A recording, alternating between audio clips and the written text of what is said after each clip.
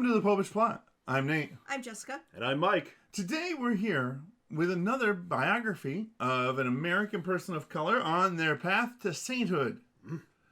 Their name is Venerable Henriette DeLille.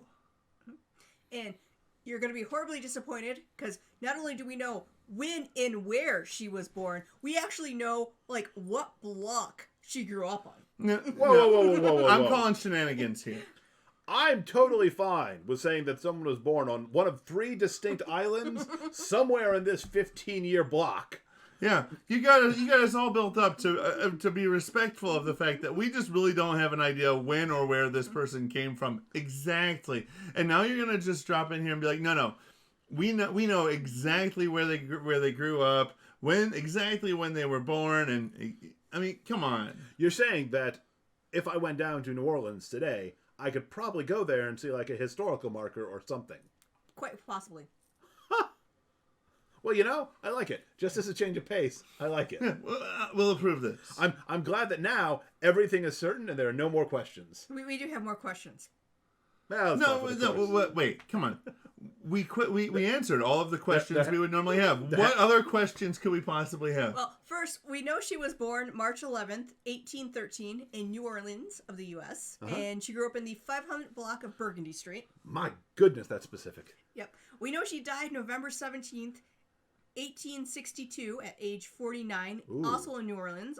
She got tuberculosis, plus that was during the war, so there was all the, sanitation and issues with the wartime too. The consumption. Yeah. However, we do not know how many children she had. Okay. Well, I mean, I've heard tell. But we do know all her children's name. I don't think we can know all their names and not know how many of them she had. The mystery deepens.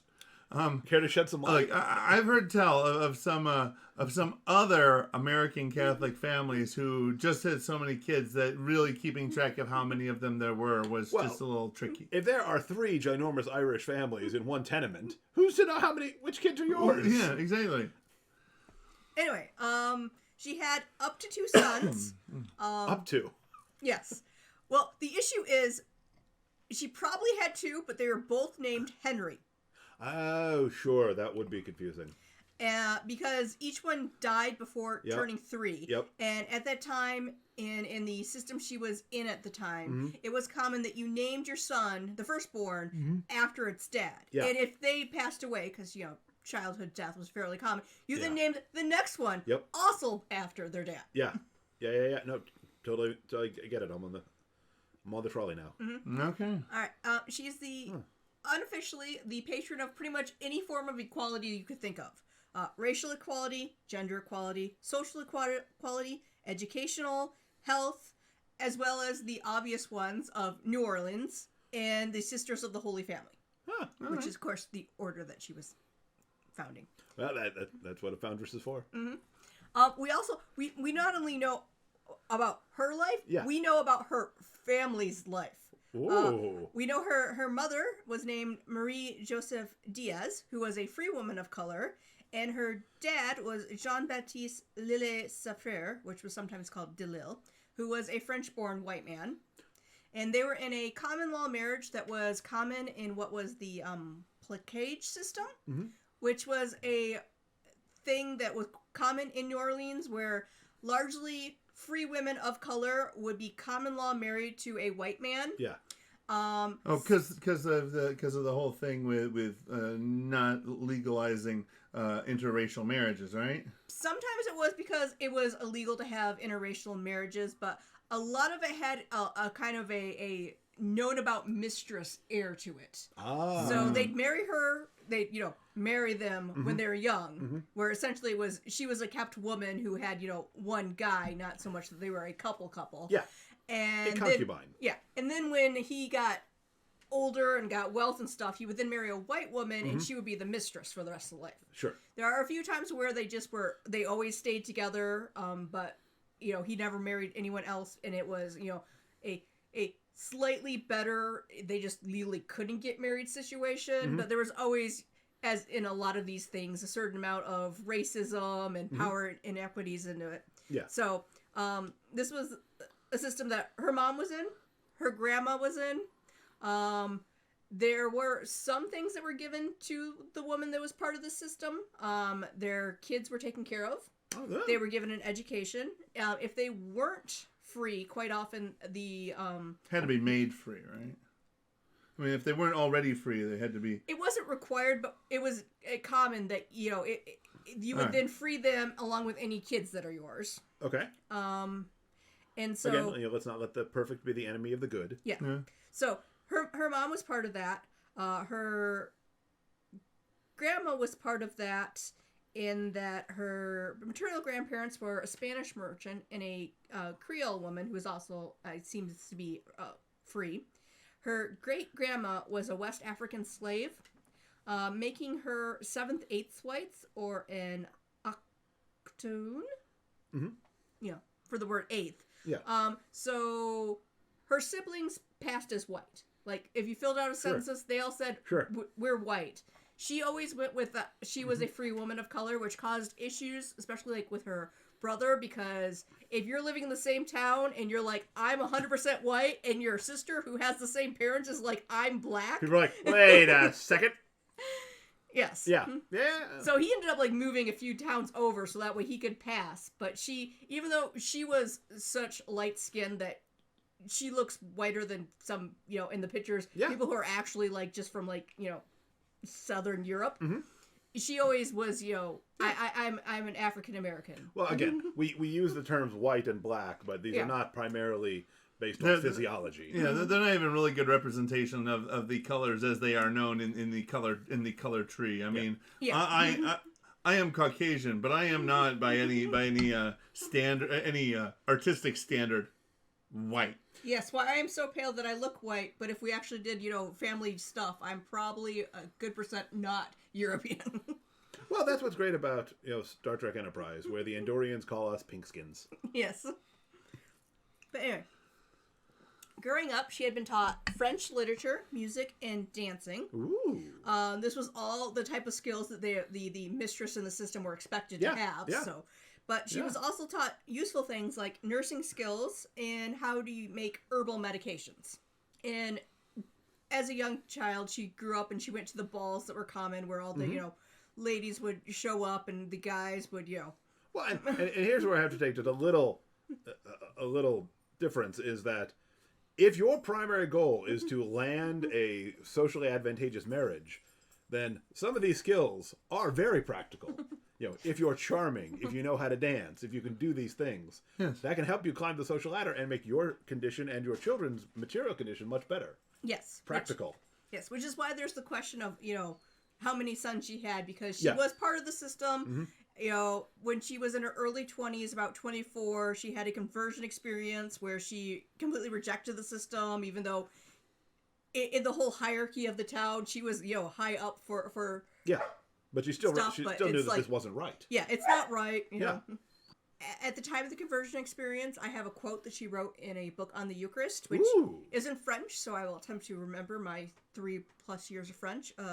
Je crois en Dieu, j'espère en Dieu, j'aime, je veux vérité et moteur pour Dieu. Or, I believe in God, I hope in God, I love, technically I think it actually says I like, but, and I want to live and die for God. Nice. Thank you for providing the translation, because some of us didn't take French. Yeah. Yeah, I had to double check. I'm like, there's something a lot about God liking and death. Yeah. I got the Dieu part. I was good with Dieu and J'aime and Croy. All right. Even as a teenager before this experience, she had been teaching at a Catholic school and became devoted to the care and education of the poor. Amen. So after this conversion experience, she even, increased it more. Ramped it up. She was known as being a godmother to many slave and free children and adults, and also acted as a witness in marriages. And, everything says this, even, the what I could see from, the Vatican's, process thing. Mm-hmm. So I'm pretty sure it was the fact that these were not legal marriages, but, in the church, the two parties marry each other, and there should be a witness. Yep. So as a good and holy woman, she was acting as a witness to a non-legal legal marriage. Sure. But again, it's a natural sacrament. Yes. But I'm not 100%. It's just because all they said was that. And I'm like, it seems otherwise weird that, everyone picked her to be the maid of honor type thing. Actually, though, I was thinking about it, and, all right, so most marriages nowadays, they have witnesses. They'll be family or friends. Mm-hmm. I mean, even legally for a church marriage, you have to have two witnesses plus the priest. Yeah, just somebody to be there to say, yeah, nobody was kidnapped and forced into this. But at the same time, it sort of strikes me that to have like just a member of the community who goes and acts as a witness for those types of things, that might actually be it might actually be good for like tying that marriage to the community. If there was like a member of the church who maybe knows nothing about, doesn't necessarily know anything about the couple getting married, but the church had like a pool of people that would you mind witnessing this? I'm almost seeing this as almost analogous to, say, a notary public. Yeah, just sort of like a little community ministry of That might be there was a thought that was in my head. All right, but anyway, I don't, because of how they worded, I'm not 100% if it was they picked her all to be a bridesmaid or she went and was a witness to them jumping the broom because they couldn't legally get married. Well, I personally am much more comfortable now that we've introduced a little more uncertainty into this. Okay. There's just far too much detail and... Okay, I got another exact year to mess you up. In 1835, her mother got legally declared incompetent after she had a nervous breakdown. She was then given control of her mother's assets. So she sold her mother's property, and she, of course, provided for the needs of her mother. But anything extra, she used to found an order of nuns that at the time was named the Sisters of the Presentation.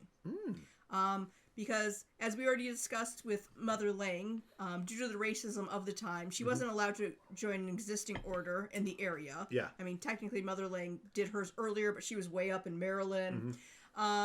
Nor were they allowed to wear a habit or take their vows publicly. Well, you do what you can when you can. So, first, her, 7 other Creole women, and 1 French woman made up the order. They then opened what became America's first Catholic home for the elderly and cared for the sick, helped the poor, taught the free and enslaved peoples of color, both kids and adults again. And the home for the elderly is now called La Fawn Nursing Home of the Holy Family and is the oldest continuous running Catholic nursing home. It's still around. In the U.S. Holy smokes. And then in 1837, her order was formally recognized by the Holy See. So awesome sauce. So, because at the beginning there was sort of a certain amount of question of, is she really a nun? She's not wearing a habit. She wasn't allowed to take her vows. Well, that's pretty standard whenever anybody's founding a new order. Yes, but in her case it was more so. Yeah, of course, because she had to face the racism of the time. Yeah. So then she became the Mother Superior of that order, making her the second African American Mother Superior, and took the name Maria Teresa, but everyone still called her by her given name. Yeah. Yep. Eventually, in 1842, the order's name was changed to the Sisters of the Holy Family, which is why she's the patron of that and not of the presentation. Sisters of the Presentation. Yeah. Sure. And in 1988, her cause for canonization was open, which made her the first native-born African-American whose cause was open. Again, it was an issue. The women of that order always knew that she was a good and holy and saintly person, but they're like, we're not going to open the cause, the time and money involved, and they didn't think that the political climate of the day would let it. So by the late 80s, they're like, I think we can, get her thing pushed forward. Yeah. So in 1997, all the bishops of the U.S. agreed to endorse the cause. So she became venerable on March 27th, 2012 by Pope Benedict XVI.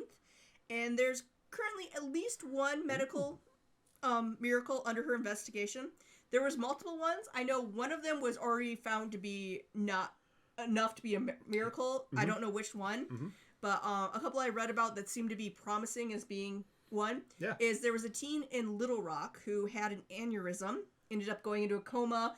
The doctors are like, if she survives, she's not going to be anywhere like she was before. Yeah. And she survived. She's fine. She went on to college, lived a normal life. Amazing. All right. And another one was a 4-year-old who was from Houston, Texas, who got sick and it got worse and worse, ended up getting to the point where they were like septic, and then recovered after, again, they should have died because it was past the point which doctors could reasonably do anything. Okay, on the road, getting someone venerable, that's as much as we can do here on Earth. After that, we need heaven's approval. Mm-hmm. And because I didn't have enough mystery, I have probably a first and only in our list of saints. Because in the year 2000, there was a Lifetime movie about her life entitled The Courage to Love, starring Vanessa Williams. It was one of those ones where I saw that and stuff, and I'm like, all right, I'm going to... It's in her list of films she did. Yes. I'm like, that's not going to happen again. All right. Well, that was a fantastic biography. I enjoyed that one. She's got all kinds of... It's a roller coaster ride and a half right there. And all that in only 49 years. Yeah. So, go down below, hit the like button and the subscribe button and that bell next to it so you get notified when we have new episodes coming out. But go down to the comment section and... Comment with the film that someone played a saint. Double points if it's not John Paul II or Mother Teresa. I have seen a film about Dorothy Day. Yeah. Not yet a saint, but on the road. So you'll have to find out what the name of that film is and put it in the comments. Indeed I will. Yep. And until next time, remember to live your faith. Love your faith. Share that love.